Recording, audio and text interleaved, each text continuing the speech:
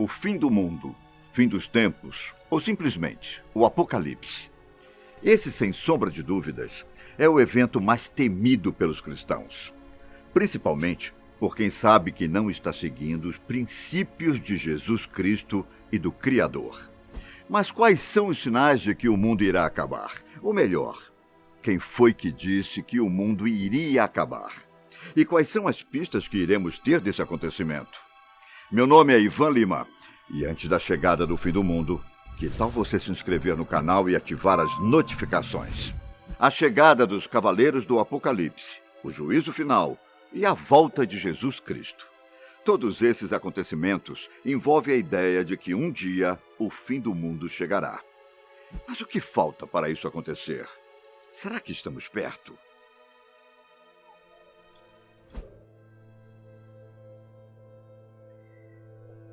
Para começar, vocês precisam entender o que é o livro do Apocalipse e quem o escreveu. Para então eu tentar explicar o que falta para o mundo acabar. João Evangelista, um dos 12 apóstolos de Cristo, era o irmão de Tiago, que foi convidado a peregrinar com Jesus e espalhar amor por onde passava. Após a morte de Jesus, João passou a fazer a evangelização. Só que naquela época, o Império Romano começou a perseguir a comunidade judaico-cristã, o que obrigou João a fugir. Sendo perseguido, João resolveu se exilar na ilha de Patmos, no Mar Egeu. E foi durante seu exílio que João escreveu o famoso e temido livro do Apocalipse. Alguns dizem que João ficou 2 anos dentro de uma caverna, onde teve visões estranhas sobre o fim dos tempos.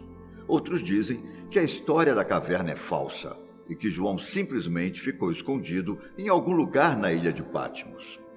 Mas é certo que foi nessa época que João Evangelista, inspirado por Deus e Jesus Cristo, escreveu o último livro da Bíblia. Em sua obra, João detalhou, usando metáforas, como seria o fim dos dias. Obviamente, existem diversas interpretações dessas metáforas. Cada religião interpreta de uma maneira. Então, talvez a sua interpretação seja diferente da maneira que eu vou contar aqui. João afirmava que várias das revelações feitas em seu livro vieram do próprio Cristo. Por falar nisso, existe uma curiosidade envolvendo sua obra. O termo Apocalipse vem do idioma grego e significa revelação. O nome faz algum sentido para você? Segundo João, o Apocalipse tem início com a vinda do Anticristo, que irá governar por longos 1000 anos. Muitos dizem que a vinda do Anticristo já aconteceu e que foi personificado no imperador romano Nero, que perseguiu e assassinou muitos cristãos. Outros afirmam que, curiosamente, o Anticristo é representado pelos Estados Unidos e que ainda precisa ser derrotado. Mas isso são apenas teorias. Quanto aos 1000 anos, é aí que mora uma dúvida. Devemos interpretá-los de forma figurativa ou literal? Essa é uma pergunta que ninguém sabe responder. Mas vamos seguir com os pensamentos de João. Seu livro diz que após o Anticristo, uma série de acontecimentos vão marcar a humanidade. Começando com as 7 cartas, 7 selos, 7 trombetas e 7 flagelos. Mas eu não vou adentrar cada parte do livro de João. Na verdade, eu só vou tentar ser mais direto, contando para vocês quais são as profecias do Apocalipse.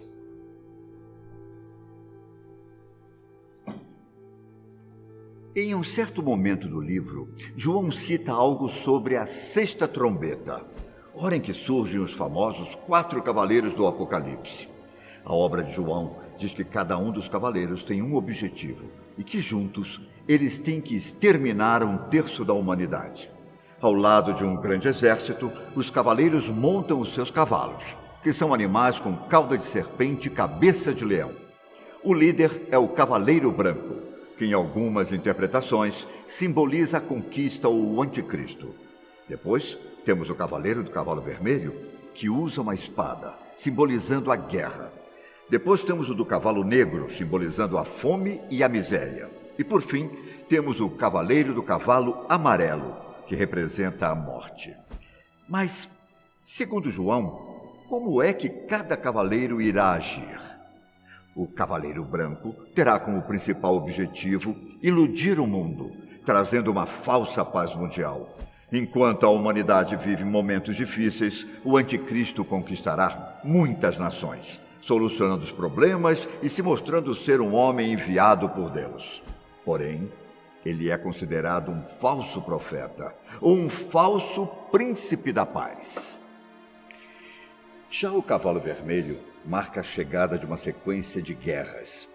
O principal objetivo desse cavaleiro é retirar a falsa paz, trazida pelo primeiro cavaleiro. As guerras se iniciarão sem precedentes, trazendo um grande número de mortos. Depois, temos o terceiro cavaleiro, do cavalo negro. Ele representa a fome e a miséria, consequências das guerras.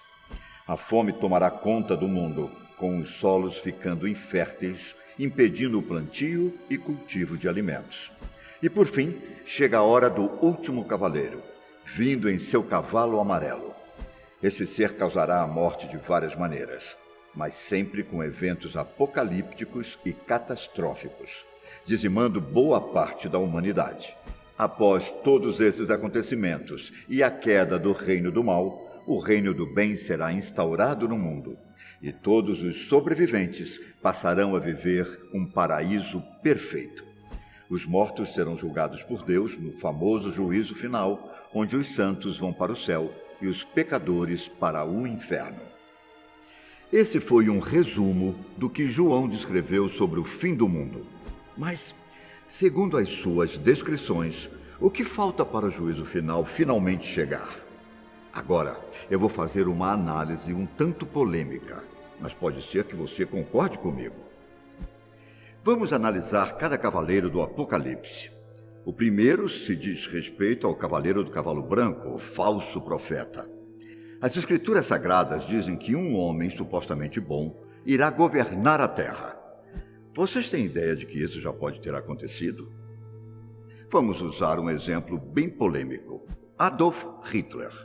De certo modo, no começo Hitler era um cara bom. Ele fazia promessa para um povo que estava desiludido, desamparado, pois a Alemanha vivia uma crise econômica pós-Primeira Guerra Mundial.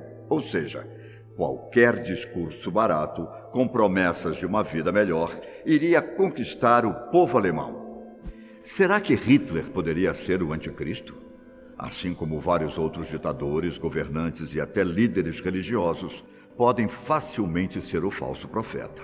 A pergunta é, com tanta gente ruim no mundo, como nós saberemos quem é o anticristo? O falso profeta pode muito bem já ter vivido entre nós, e até agora a gente não percebeu. O segundo cavaleiro, do cavalo vermelho, representa as guerras. Pois bem, vocês têm noção de quantas guerras o mundo já presenciou? Vamos usar como exemplo apenas a Primeira e Segunda Guerra Mundial. Estima-se que na Grande Guerra tenham morrido cerca de 20 milhões de pessoas. Um número assustador, mas que não é nada em comparação à Segunda Guerra Mundial, que matou entre 60 a 85 milhões de pessoas. Ainda poderíamos citar diversas guerras civis, a Guerra do Vietnã ou alguns conflitos aqui mesmo no Brasil, como Guerra dos Canudos, Guerra do Paraguai e a Guerra da Cisplatina. E isso não é nem metade dos conflitos que o mundo já presenciou. Será que o cavaleiro do cavalo vermelho já está entre nós? Os dados indicam que essa não seria uma hipótese tão absurda assim.